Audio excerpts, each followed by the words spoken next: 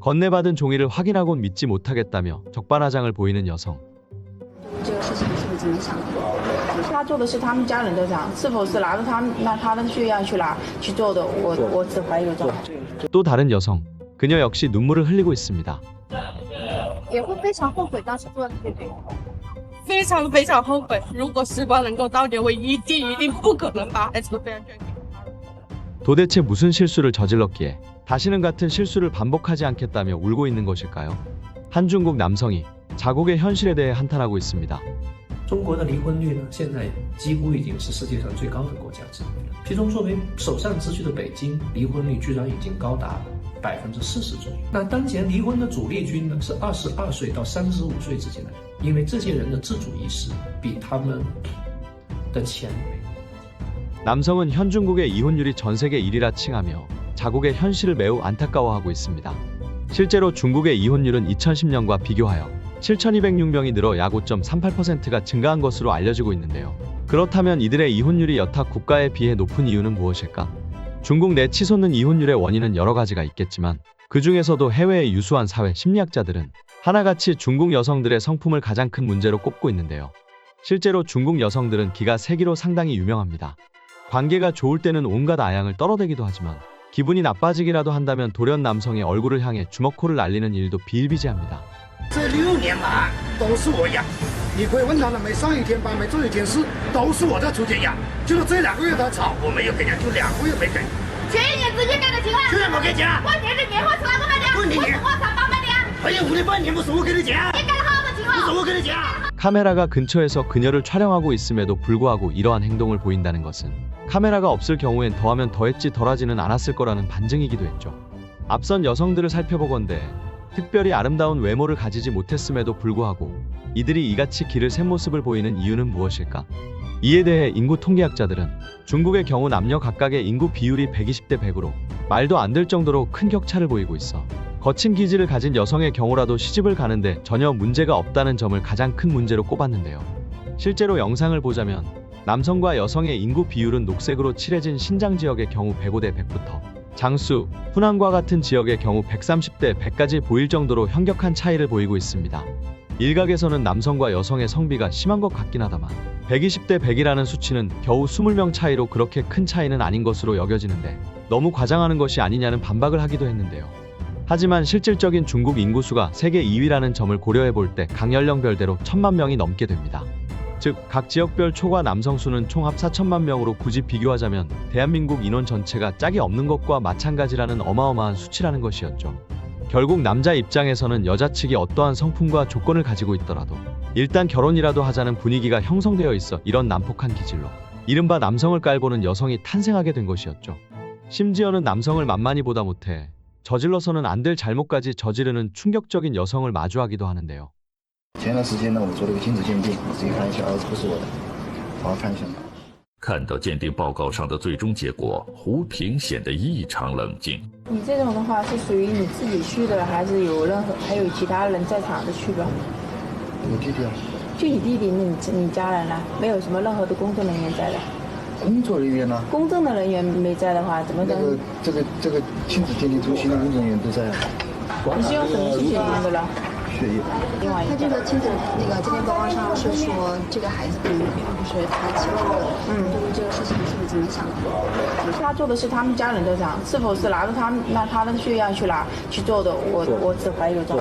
这个报告现在我们拿到的是由那个鉴定机构出具的。然后的话，它的结果也是那个有结果的。然后这是第一。这份报告确实是他当场委托的。你对这个效力有意见，你可以提。胡平只是一再的对宋江拿出的这份亲子鉴定表示质疑，但对孩子的身世选择了沉默。面对胡平的沉默，宋江提出了自己的几个条件。首先，我说我之前我知道你会这样想，这份报告是它的真实性，我说我会做好一切配合啊，重新再去做，你做没关系，我做好配合。儿子不是我的，首先第一，儿子我不会要的。 啊，第二个是要防止啊，我是因为是防止你过去给我，为什么？儿子不是我的，房子是我的，又不是我儿子的。第三，关于抚养费以及我的精神损失费，好吧，你需要赔偿。说完了噻。 유전자 검사 결과 남성의 아이가 아니었음이 밝혀지며 이혼을 당했음에도 불구하고 재산 분할 과정에서 억울함을 호소하기도 하는 뻔뻔한 모습은 참으로 그녀답다고 할 수 있었습니다. 하지만 그럼에도 불구하고 그들은 여전히 무엇이 잘못된지 모르겠다는 양 남성의 잘못으로 치부하는 일명 가스라이팅을 하곤 합니다. 지금 나오는 여성 역시 언제든지 더 괜찮은 남성을 만날 수 있다는 양 호기롭게 남성을 향해 이혼 요구를 했지만 오래 지나지 않아 어처구니 없는 발언을 하며 눈물을 흘리는데요. 眼前的女子名叫丁露露。丁露露说，丈夫林翔在自己刚生完孩子1周就因为小事大发雷霆，为何生完孩子后就性格大变呢？其中究竟发生了什么？当时你们俩在一起有2年是？是啊，哦，今天是因为他对你动了手来了派出所。他也对我动了手啊。眼前看着斯文儒雅的男子就是林翔，面对丁露露的到来，他显得十分不耐烦。他用各种过激的行为来逼我。什么叫过激的行为？第一，首先我因为没有吃他妈妈做的饭，太吵了。哎，雷，最后就是决定不要了。是你不要了吗？我是的，我提出了你没错，你当时有过激的行为。我过激的行为是他爸骂了我全家，打电话的时候骂了我全家，我妹夫生气了，骂了，砸了他家门。我就 제작진을 향해 억울함을 토로하는 여성. 然后这个时候又更加坚定我想离婚的一个心。 먼저 이혼 얘기를 꺼낼 땐 언제고 남성의 차가운 태도에 급기야 눈물을 흘리는 여성. 一切都是丁露露自己的决定，才会走到如今的地步。也会非常后悔当时做的决定。非常非常后悔。如果时光能够倒流，我一定不可能把孩子捐给他了。将孩子的抚养权交给了林翔，这个决定如今令自己悔恨交加。你感受到他对你的爱没有，完全没有。你只会索取的越多。知道我怀孕，他就跟我分床睡。两人一见面就争吵不休。林翔认为是丁露露索取太多，那为何两人要等到孩子出生不到1个月才提出离婚呢？说不嘛，那为什么会吵架？那我7天的时候婆婆煮的那个饭差了2天，奶水在退，然后我觉得产妇不应该吃那些干菜，所以没有吃那个饭菜。你当时有没有想过挽留这段婚姻？从来没有挽留过。他连孩子都不要，我要挽留他干嘛呀？你告诉我。我跟他提离婚，他的第一句一话就是个女人连在月子里面连孩子都不要，我跟你说，这个堂上你能见几个？林翔回绝非常坚决，表示一个能在月子里抛弃孩子的母亲绝对带不好孩子。丁露露只能无奈看着林翔离开。他就住在老弟家里，也不方便吧，是吧？再就是说经济收入也不怎么样，所以想来想去离婚亏了呀，觉得肯定亏了呀。在林翔看来，丁露露经济、住所都十分不稳定，如今时隔5个月来争夺孩子抚养权是别有所图。我说小孩他还这么小，他需要母爱，他需要父爱，不是说你给他吃饱了、穿暖了，他就好了。丁露露最终决定通过法律途径解决问题。如果两人为了孩子着想， 자존심을 놓지 못하겠다는 것인지 남성과의 복혼을 꿈꾸면서도 가스라이팅을 지속하던 그녀는 결국 처참한 최후를 맞이하게 되었습니다. 한편으로는 앞서 소개된 영상들은 미디어 매체 특성상 일부 극단적인 사례로 그들에 대한 잘못된 오해를 하고 있는 것이 아닐까라는 의문이 들기도 했는데요. 그리고 우리는 해당 영상에 달린 중국 누리꾼들의 댓글을 살펴보며 그들의 실제 결혼 시장 분위기를 조심스럽게 추측할 수 있었습니다. 기자, 누가 이혼을 주도했습니까? 여성, 저입니다. 기자, 그렇다면 왜 또 다시 같은 남성과의 재혼을 꿈꾸는 것인가요? 여성, 그것은 남성이 제2혼 통보를 수락했기 때문입니다. 여성들은 이혼을 마치 가스라이팅의 수단으로 여기지만 남성은 이혼 그 자체를 결과로 받아들인다. 남성들의 일반적인 시선에서 상대방이 이혼 얘기를 꺼냈다는 사실은 곧 이혼을 제안했다는 말과도 같다. 황당한 사실은 그들은 이혼을 일종의 목적을 얻기 위한 수단으로 생각한다. 결국 이혼을 통해 상대방 측의 부당한 타협을 강요하기 위함이라는 것이다. 남자가 사람 보는 눈이 아주 정확하군요. 결혼 당시 여성은 지금의 남편보다 더 좋은 남성을 만나고 싶기에 아이를 떼어내는 것이 가장 큰 목적이었죠. 그래서 아이를 원치 않는다며 포기했지만 이혼 직후 생활 수준이 처참해지자 돌연 아이를 돌려받고 싶다고 하고 있네요. 이는 그녀가 아이를 돌려받을 경우 남자가 매달 양육비를 지급해야 되기 때문인데요. 그녀는 돈이 부족해지자 양육비가 생각났습니다. 아주 쏘임배라고 할 수 있죠. 어이가 없네. 사실 따지고 보면 이혼하고 한동안 힘들게 살다가 갑자기 생각난 정기 식권 때문에 아이를 돌려달라 후회하고 있는 거 아니야.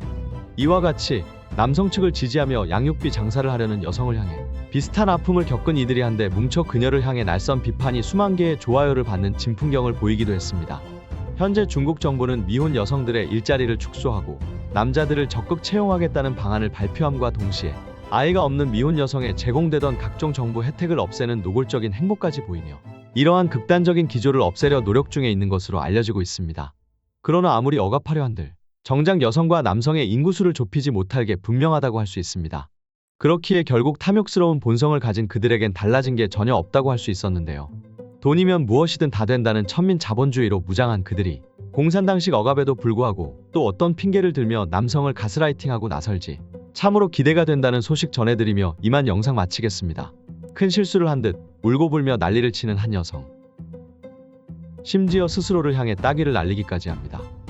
상대 여성이 실수라도 한 것인지 손가락질을 하며 달려가는데요.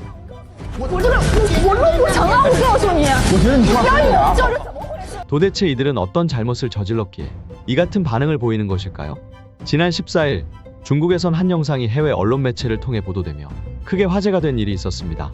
도대체 무엇을 하려는 것인지 끝이 보이지 않는 줄을 선 채 자신의 순서를 기다리고 있었는데요. 알고 보니 이혼을 하기 위해 대기하는 부부였으며 적게는 1시간부터 상해, 베이징 등 대도시의 경우에는 미리 예약을 하지 않으면 당일 처리가 어려울 정도로 수많은 인파가 몰렸던 것. 일부 해외 네티즌들은 과거의 영상이 아니냐며 믿지 못하겠다는 반응을 보이기도 했는데요. 하지만 놀랍게도 이는 과거가 아닌 2024년 2월에 업로드되었으며 지금으로부터 그리 멀지 않은 시점에서 올라온 것이었습니다. 이들은 하나같이 이혼 결정을 내리게 된 배경에 대해 금전적인 이유를 들곤 했는데요. 즉 남편의 벌이가 기대치에 미치지 못한다며 이 같은 결정을 내린 것이라 밝힌 것이었죠. 혹시 드라마와 미디어에 속아 연하의 재벌 2세 남성이 자신을 돌보아줄 것이라는 헛된 기대라도 품었던 것일까요? 그렇다면 이들의 결혼 이후 모습은 어떨까? 우리는 중국 네티즌들로부터 큰 공감을 자아낸 한 중국 여성의 인터뷰를 통해 이혼 후 그녀들의 처참한 삶을 조금이나마 추측할 수 있었습니다. 离婚以后我就后悔了，但是一切都太晚了。前夫不同意和我复婚，女人最好不要轻易离婚。95%以上的女人离了婚都会后悔。女人在婚姻当中千万不要太强势。我就是因为太强势，总觉得我老公做什么都是错的，所以看我老公各种不顺眼，一心总想改变他，从来不觉得自己有什么错，总感觉换个人我就幸福了。于是呢，我选择了离婚，我就特别后悔，一次比一次强烈。可是我前夫死活不同意，他知道我后悔了。我一直都认为换个人我就幸福了，所以我选择了一个比我大6岁的男人，平时不但不给我生活费，反而还向我要钱，二婚会更难。如果你抱着换个人就能幸福的这种态度，这种想法是错误的，而且你一定会越找越差。我现在非常的后悔，所以我已经知道错了，我不应该那么强势，我真的不应该这么做。 뒤늦게 남편의 소중함을 알고 재혼을 해보려 했지만 거절당한 여성. 더 이상 그녀에겐 밥도 잘 곳도 입을 옷도 제공해줄 남편은 이미 그녀를 거들떠도 보지 않습니다. 여기 노란 옷을 입은 또 다른 이혼 여성. 그녀 역시 주변 이들의 말만 듣고 남편을 가벼이 여기다 못해 당당히 이혼을 통보했지만 이내 후회하고 말았는데요. 上2个月我提出离婚的时候，我老公呢非常爽快的就答应了。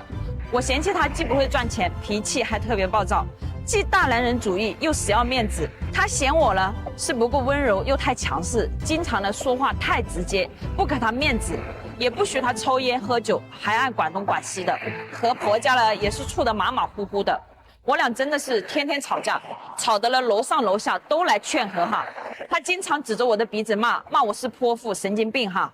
我呢也曾经动手打过他的耳光。一吵完架哈，我们谁都不搭理谁。这样的情况呢反反复复维持了2年，最后我实在是忍不住了，我就提出来了离婚。我提出来的时候，他想都没想，满口就答应了，那感觉真的是如释重负。 我一下子哈，真的就是像触电了一样的陷入了沉思。其实这2年哈，我总看他哪里都不顺眼。其实我自己又有多优秀了？我看到的都是他的缺点。我要是真的和他分开了，我能遇到更好的吗？那身价100万、1000万，又高又帅哈，对我还专一又体贴的这种男人哈，现实生活中有吗？有肯定是有的哈，但是那人家凭什么又看上我了，对不对？那思来想去哈，还是不能冲动。 那谁家的锅底都没有灰了。我每天呢就擦亮我的眼睛，寻找我老公身上的优点。其实哈，我也知道哈，当婚姻出现问题的时候，很多人的第一反应就是离了吧哈，找个更好的。但是这个世界上哈，他真的并没有谁就是天生为你量身定制的哈。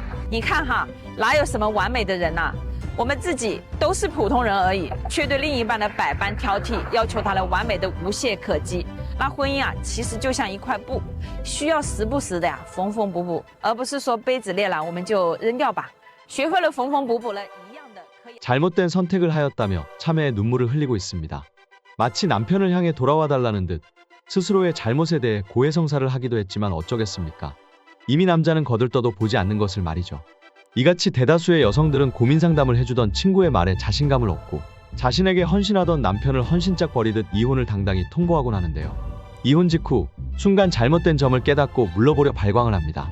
바닥에 앉아 울고불며 이혼을 종용한 친구를 탓해보지만 어쩌겠습니까? 이미 마음이 떠난 남자는 바람처럼 사라지고 난 뒤였습니다. 해당 상황을 지켜본 중국 네티즌 역시 그들을 조롱하기는 마찬가지. 여자들은 대부분 이혼하기 전에 항상 자신이 레드 와인이라고 착각하곤 한다. 하지만 이혼 후에야 자신이 썩은 막걸리라는 것을 알게 되며 그녀를 찾아오는 이들은 모두 별 볼 일 없는 이들 뿐일 테죠. 베프, 네가 잘 되길 바라지만 나보다 잘 될 순 없어. 베프, 후회할 게 뭐 있어. 넌 분명 앞으로 더 좋은 사람을 만날 수 있을 거야. 대부분의 여자가 그렇듯 자기는 수준에 비해 시집을 잘못 갔다고 착각해서 벌어진 일일 뿐이죠. 이같이 그녀를 조롱하는 이들이 대다수를 차지하기도 했습니다. 더욱 황당한 사실은 후회를 하는 이들이 점차 늘자 전 남편과의 재회할 기회를 주는 방송 프로그램까지 생겨날 정도인데요. 其实我就刚刚在床上，我也不想跟他吵架。我其实真的想跟他复婚啊。 女子婚内出轨抛夫弃子，而在离婚后才知道前夫的好，现在后悔想找前夫复婚，哪料前夫早已有了新女友。原来李女士当初离婚没多久就和另一个男人结婚了，但是结婚后李女士却发现这个男人的经济条件比前夫王先生差太多了，完全就满足不了自己的生活要求。我们离婚的这1年多，也有一些就是还不错的男士，我们也相处过，但其实说实话。 都没有我前夫要对我好，这说实话，并且我其实也不想跟家里再有过多的经济，我也不好意思再要钱了。懂了，就是后面的男人都没有王先生这么有钱负责，所以又想回头找王先生这个老实人了。的确，和王先生在一起的时候，李女士整天都不用上班，无聊就和小姐妹打打麻将，这么悠哉悠哉的生活，谁不想要呢？现如今双方已经离婚了，这一切也都不存在了。李女士每天都必须出去上班赚生活费，这种巨大的落差让李女士很难接受，于是便想和王先生复婚。可这时，李女士才发现王先生有了新女友，两人还马上就要结婚了，所以李女士看到小柔时才会这么的气愤。我真的不知道你怎么有脸站在这个舞台上，我告诉你，我真的我录不成啊！我告诉你，我觉得你不要你叫这怎么回事？这一切都只能说是李女士咎由自取，好日子过够了，才想起来王先生的好。等她玩够再回头时，身后哪还有那个爱她的人呢？ 새로 생긴 남자들이 하나같이 예전에 남편만 못하다는 이유로 전 남편과의 재회를 꿈꾸던 그녀였지만 이미 전 남편은 마음이 떠난 뒤였습니다. 일각에서는 자신의 잘못된 판단으로 이혼을 후회하는 것, 비단 영상 속 여성뿐만이 아닌 남성 역시도 마찬가지일지언데 일부 여성의 상황을 과대 해석하는 것이 아니냐는 의문을 제기하기도 했는데요. 하지만 일반적으로 중국 여성의 경우 결혼 후 집안일을 담당하겠다는 이유로 일을 관두고 남성의 월급을 관리하며 집에서 쉬는 경우가 많은데요. 그렇기에 이혼 직후 경제적인 문제로 일터로 돌아가야 하는 여성들의 입장에선 이전에 비해 삶의 질이 떨어지기에 더욱 큰 상실감을 느낄 수밖에 없다는 것입니다. 실제로 혼인업계 종사자의 전문가의 입을 통해서도 알 수 있었는데요. 在绝大部分男人离婚后都拒绝复婚，为什么呢？很多人不知道，现在我国的离婚90%都是由女人提的，但在几个月、几年后，很多女人想要和前夫复婚，绝大部分兄弟都是拒绝的。那脑子一热啊，就提了离婚。但这些爱婚女人不知道外面的社会有多凶险，觉得离了肯定能找个更好的下家，这世界不是围着她转的，于是就想着复婚。但这时候男人都是拒绝的。 所以我真心希望所有人都不要轻易的提离婚，因为有些人一旦失去就是永远，有些爱一旦失去就没法重来。 현재 중국은 처참한 결혼율에도 불구하고 이혼율은 폭발적으로 증가하며 중국 정부의 큰 고심거리로 작용하고 있습니다. 어떻게 보자면 이러한 문제는 전 남편을 향해 돌아와 달라 절규를 하는 앞선 여성들과 자신은 다르거라 착각하기에 매번 반복되는 게 아닌가 하는 생각이 드는데요. 하지만 그런 그들에겐 뒤늦은 후회와 함께 눈물로써 돌아와 달라 호소해본들 이미 늦었다는 소식 전해드리며 이만 영상 마치도록 하겠습니다. 나이가 그다지 많지는 않아 보이는 오늘의 주인공. 支持唐妈妈和美丽之间存在亲生血缘关系，怀胎10月从她的肚子里面生下来的亲生女儿。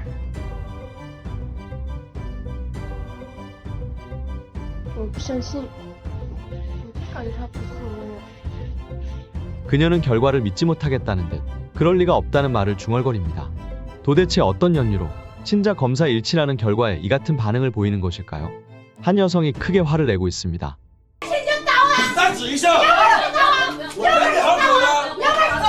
여성은 남성의 친자 검사 요구에 분노한 것이었는데요. 심지어는 삿대질까지 해가며 친자 검사를 하려는 남편을 향해 차마 입에 담기 힘든 발언까지 이어나가기도 합니다.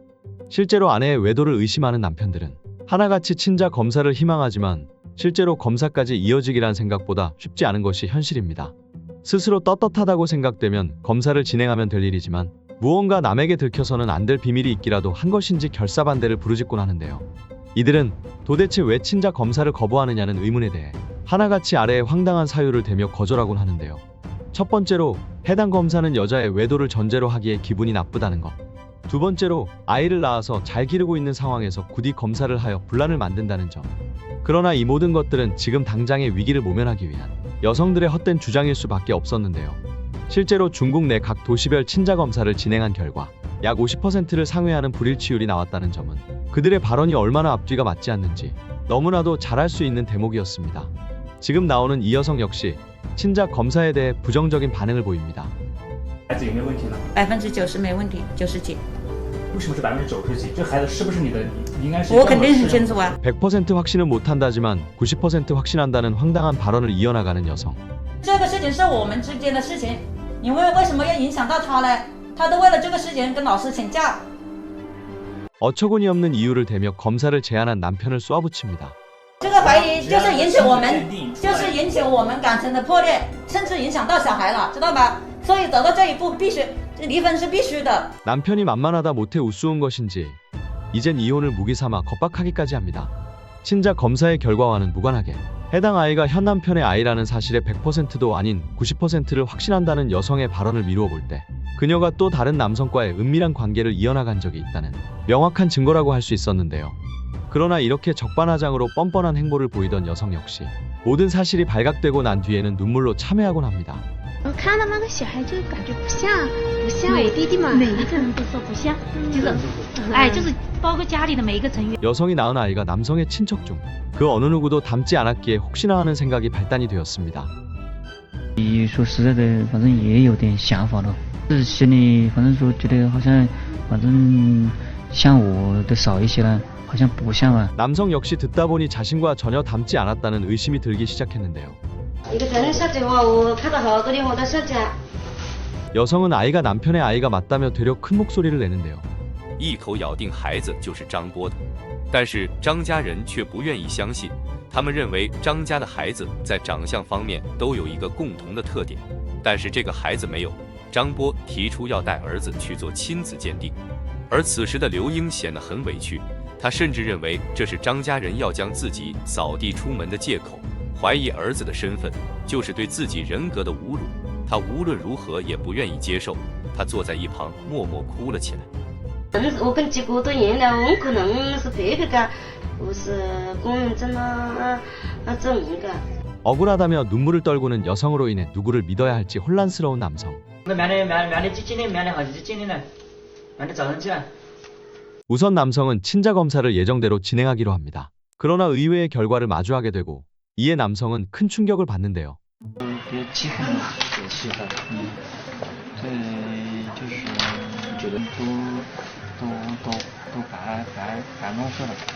张波拿着刚刚出来的鉴定报告，孩子与自己没有亲缘关系，孩子的父亲另有其人，这个结果让他难以接受。他把自己关在房间里，一个人默默坐着。他拿着报告找到了刘英。没有看到。你的结果要因为我亲自看到这个我说去告诉他。 张波向刘英提出了分手，但此时的刘英却不愿意相信这个结果，他认为这是张家伪造的报告，目的是要把自己扫地出门。 이틀 후 결국 여성의 주장대로 재검사를 위해 다른 검사소로 이동하는 남성.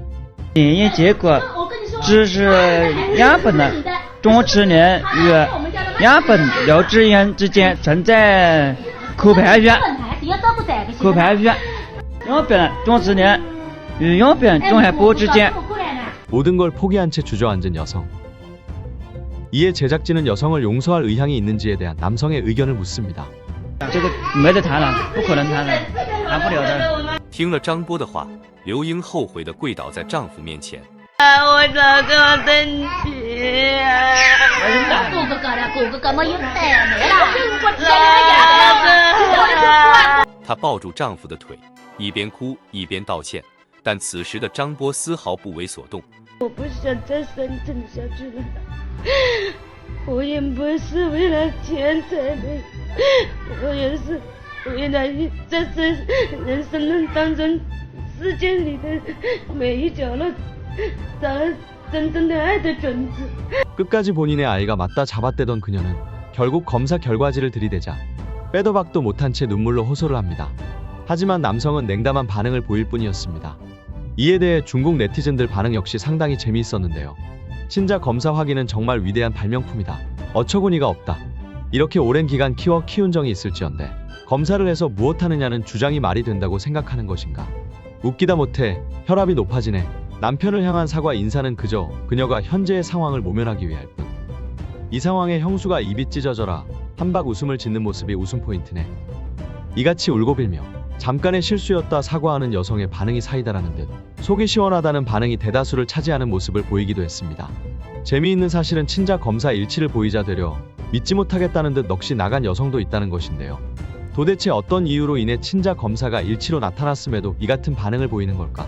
以前逼着自己母亲做亲子鉴定的女孩叫陈美丽，她一直认为农民出身的父母不是她亲生父母，因为她认为全家人头发都是黑色，只有自己头发出身就是黄色。她认为农村的父母根本就没有这么高贵的血统，她甚至怀疑现在的父母根本没能力养她。你们两个嘛，干嘛？你的房子从哪里来的？读大学的钱从哪里来的？我问你，赚的吗？赚的，你赚这么多钱吗？你小时候打工，你能有这么大的能力吗？你说他能有这么大的能力吗？他偷来，我偷来的。那偷来的谁给你的父母这笔钱来盖房子嘞？ 그녀는 가난한农民工의 딸이 아닌 돈 많은亲부모가 따로 있다고 주장합니다. 你如果是这样子亲子鉴定，我跟你来约，就今天这不要，我就敢这样做。你这辈子这么对我，跟你就没有父母关系，没关系。 너무나도 속상해 보이는 여성의 부모. 그녀의 주장이 그저 황당하기만 합니다. 你有没有想过，如果这真是你的亲生妈妈的话，不是，一定不是。做亲子鉴定就是做亲子鉴定，就做个亲子鉴定。现在只和你是我女儿，那你一辈子也不用回来，我不想她回来的，这样子要我去走，不想她回来，坚决不想她。好，你我总是做亲子鉴定，你把我都交出来，我吃了一辈子的苦。如果 이미 그녀는 환상 속의 부자 부모님을 믿고 있습니다. 이에 제작진이 그녀에게 어찌된 일인지 묻습니다. 觉得我爸妈是个有钱人，应该是个起码不低于几10万了。这样子我都不想做。听得到吗？你滚！你不准哭！哭什么哭？你哭什么哭？你后悔，你知不知道？你哭什么哭？ 결국 검사를 하러 들어갑니다. 그리고 결과가 나오는 날. 我们带你和妈妈去做了亲子鉴定，然后现在这个结果已经出来了。那如果我告诉你，其实没有必要去知道呢？我也要知道，因为我吃了一辈子的苦，我怀疑，我敢确定。那假如我们今天把这个鉴定拿出来，假如她是你的亲妈妈，你能够好好的接受这个现实，然后跟爸爸妈妈一块好好过日子，配合他们接受治疗吗？愿意吧？那你拿亲子鉴定出来看嘛？我就拿给你看，别着急。好。支持唐妈妈和美丽之间存在亲生血缘关系，你就是你妈妈怀胎10月从她的肚子里面生下来的亲生女儿。我不相信。感觉他不信任。 막장 드라마를 너무 많이 본 탓일까요? 검사 전 모든 상황을 수용하겠다는 그녀의 발언과는 다르게 막상 일치로 확인되자 진짜 자신이 가난한 농민 가정에서 태어났다는 것을 믿지 못하겠다는 듯 현실을 부정하기도 했는데요. 이후 여성이 어떤 선택을 한 것인지 영상엔 포함되지 않았습니다만 한중국 네티즌의 주장에 따르면 해당 부모는 딸에게 크게 실망한 뒤 현재는 연을 끊고 지내는 상태인 것으로 알려지고 있습니다. 현재의 중국은 드라마, SNS 등 각종 미디어와 상반되는 처절한 삶으로 인해 크게 좌절한 이들이 이웃나라 한국과 일본 등 선진국으로의 국적 세탁을 희망하는 건수가 늘어나는 것으로 알려지고 있습니다. 하지만 스스로의 부모도 못 알아보는 이들이 한국에 온들 무엇을 기대하건 그녀의 부모님이 그녀에게 제공한 것, 그 이상의 가치를 찾기는 힘들 것이라는 소식 전해드리며 이만 영상 마치도록 하겠습니다. 무엇인가 억울해 보이는 여성. 我真的是太对不起。你不要装，我告诉你，做出这样的事情太伤人。 5年的时间。 또 다른 여성. 그녀는 급기야 대성통곡을 하는데요. 我对不起你啊！你觉得自己对不起他，是因为你离开了他，是吧？是的，我离开了他。 도대체 무슨 잘못을 저질렀기에 대성통곡을 하며 사과하고 있는 것일까요? 한 남성이 눈물을 흘리고 있습니다. 我结婚16年了，没有一个是我的3个。 남성은 3명의 아이가 알고 보니 자신의 아이가 아니었다는 믿기 힘든 주장을 하고 있는데요. 지난 25일 중국 매체 소우는 장시성 더싱시 인민법원에서 남녀 한 쌍의 이혼 소송에 대한 공개 재판을 진행할 예정이라는 소식을 보도했습니다. 일반적으로 개인 간의 사사로운 감정 다툼이 진행되는 이혼 재판 특성상 공개로 진행하는 경우가 드물었음에도 불구하고 공개로 진행되겠다는 소식에 수많은 중국 인민들이 의아함을 드러내기도 했는데요. 내용인즉슨 16년 동안 부부로 살던 남성이 그간 애지중지 기르던 딸 3명을 대상으로 친자 검사를 진행했고 그 결과 모조리 남성의 친자가 아니었다는 충격적인 소식이 알려졌는데요. 해당 소식이 해외 언론 매체로까지 알려지며 사회적으로 큰 파장이 일게 되었고 이에 공개 재판으로 돌린 것이었죠. 그러나 정작 황당한 것은 여성의 반응이었는데요. 고작 혈연관계가 그렇게 중요한가라며 오히려 적반하장 남성을 이상한 사람으로 매도하는 황당한 행보를 보였던 것. 이 충격적인 사건이 세간에 알려지며 중국 남성들 사이에서 친자 검사가 필수로 여겨지는 한편 중국 여성들은 두려움에 떨고 있습니다. 일반적으로 친자 검사의 경우 이르게 많은 여성 측에서는 갖은 이유를 대며 반대하는 경우가 많아 실제로 남성의 주장만으로는 검사로 이어지기까지 쉽지 않은 게 사실인데요. 그러나 이같이 앞선 충격적인 사건들이 회자되며 남성이 강력하게 주장하는 상황에서 여성 역시 끝까지 거절하는 게 더욱 의심을 살 수밖에 없었죠. 이리하여 중국 전역에 불게된 친자 검사 열풍의 결과는 매우 충격적이었는데요. 시장과 같은 50% 불일치라는 비교적 낮은 수치를 보이는 농촌 지역부터 대도시인 베이징, 상하이의 경우 90%까지 치솟을 정도로 높은 수치를 기록해버린 것. 물론 유전자 검사를 받으러 오는 이들은 대부분 의심스러운 정황이 어느 정도 포착된 뒤 방문하기 때문에 실수치보다 높을 수밖에 없다는 점은 인정하지만 아무리 그래도 중국 내 모든 지역이 50%를 상회한다는 사실은 다소 충격적이었죠. 더욱 어처구니 없는 사실은 그들은 남편을 만만히 보다 못해 되려 적반하장으로 검사를 진행한 남성 탓으로 몰아가기도 하는데요. 如果女儿真的是你的，我会想尽办法，一切我都不会赏给你。我觉得你这种人呐，太毒太深，太没良心。眼前这个痛哭流涕的女人叫陈倩，而与她发生争执的便是她的丈夫刘永超。究竟是什么原因让昔日夫妻互不相容呢？他每天早上6点起床送外卖，都是为了来之不易的女儿星星。可就在不久前的一次争吵中，妻子竟然放出狠话，说女儿不是他亲生的。这爱女如命的刘永超怒火中烧，一气之下带着女儿去做了亲子鉴定。可是鉴定结果却让他彻底崩溃。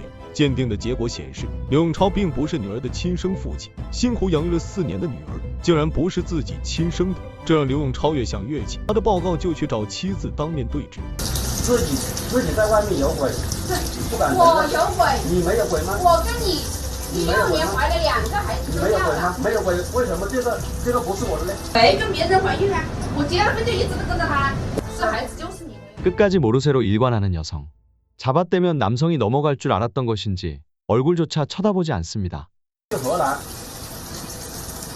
荷兰跟他在一起生活了几个月，后来回来呢就你有什么证据？就3年。不要在这里评论。闹离婚的话，还跟小孩子讲呢，叫那个男的叫牙，是不是叫牙呢？啊？ 말이 없는 여성. 那这个结果是错误的，那要不要再重新做一次呢？我觉得没这个必要了。反正现在是真的是假的都不重要了，他已经做出这样的决定了，你知道吗？他已经伤害到我跟我女儿了。我有伤害到你跟你女儿。 억지 논리를 펼치는 여성. 말이 통하지 않자 제작진은 남성의 말을 들어보기로 하는데. 所以说我就觉得好像这个上帝对我不公一样，就是连一个我自己付出了，这么真心的去对待，没想到有这么很多的女人这样子来欺骗我。他钱也不管给我，是不？这女人，我跟你讲，那时候我还没上班，心里面肯定不痛快哟。你看，像老公拿几百块钱，他都像借才会给你。我就是出去发泄了一次。 한 번의 실수라면 봐주기라도 할 줄 알았던 것일까요? 그녀는 계속해서 본인이 왜 억울한지에 대한 이유를 늘어놓았습니다. 因为我跟你讲，我心里就是100%的是他的咯。如果我知道这个孩子是别人的，你想我会说出这样的话吗？打死我都不会说，是不是？我一直都认为他的。我跟你讲。 더 이상 말이 통하지 않음을 깨달은 남성은 빠르게 재산 분할과 관련한 대화로 넘어갔는데요. 钱的话哦，你都打印出来了是吗？对对对，我这里有转账记录，这都是可以证实。 뒤늦게 사태의 심각성을 깨달은 여성이 일어나서 말려보지만 남성은 완고했고 급기야 눈물을 흘리고 마는데요. 我真的是太东西。你不要装，我告诉你。我说他不要孩子了，不管。做出这样的事情太伤人。5年的时间，你来欺骗我，欺骗我的感情，最后连一个连个女儿都不是我的，你能够做得出来？ 그녀는 정말 본인이 억울한 상황에 놓였다고 믿고 있습니다. 검사 결과 남성의 아이가 아니었음이 밝혀졌음에도 눈물을 흘리며 왜 이 같은 결과가 나온 것인지 이해가 안 된다는 반응을 보였던 것. 더욱 황당한 사실은 이 같은 친자검사 불일치 건수가 얼마나 높았던 것인지 친자 확인 리얼리티쇼 방송 프로그램까지 생겨날 정도인데요. 这幅度的我好，不要太明白太清楚或者太累了，知道不？看全一点，想通一点就会没事不？你光要从我在外面跟别的女的生了呢，你也心里开阔吧？ 那我也许还比你想的疼些，说明你有本事不？通常我们当妈的对这个孩子是谁，其实心里都是很有把握的。我没有什么把握，怀孕3个月了，我不知道，3个月再去回想起来，那个细节就想不起来了。我不晓得自己会怀的，那时候我都想过，可能这辈子都不会怀了。我跟他2个已经有舌枪好了，就一切就看这个结果是怎样的。那我们就来看这个结果吧。从我的心情来讲，我当然很希望这个孩子是的。孩子妈妈呢？我随便了。退一万步讲，不管怎么样，孩子反正是你的。啊，这好都不是自己亲生的。哪个男人都能够接受得了？别人没有发现而已啊。看了，他不看他也不会死心的。看结果吧。但是不看没办法死心。可以不公开吧？可以，我会尊重你的意见。看吧，看一下，好吧。结果我已经知道了。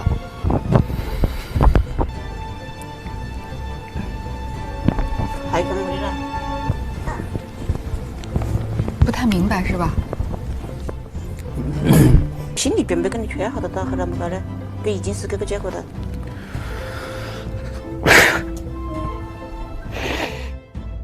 친자 확인 결과 불일치가 나왔음에도 불구하고 여성은 남성을 향해 남자라면 좀 봐주는 게 어떻겠냐며 되려 너그럽지 못한 속 좁은 남자로 가스라이팅하는 모습은 어째서 친자 불일치 비율이 50%를 상회하는 수치가 기록된 것인지 너무나도 잘 이해가 되는 대목이었습니다.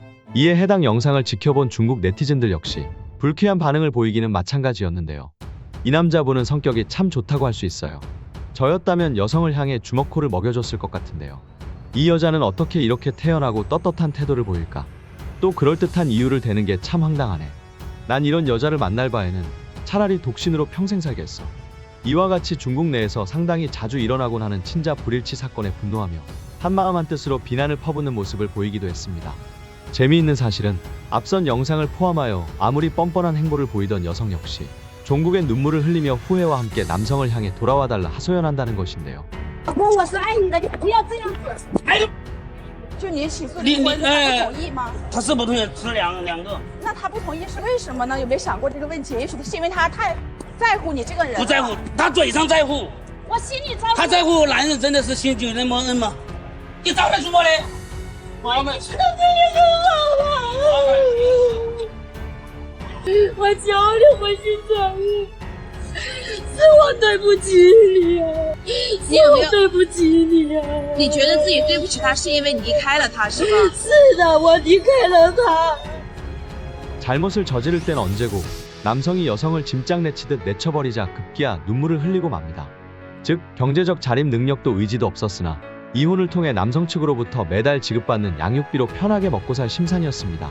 하지만 친자검사 결과 불일치가 나왔고 결국 아이는커녕 본인의 생계조차 감당치 못할 지경에 다다르자 뒤늦게 남편을 향해 돌아와달라 울부짖는 것이었죠. 하지만 그녀가 뒤늦게 후회해본들 어쩌겠습니까?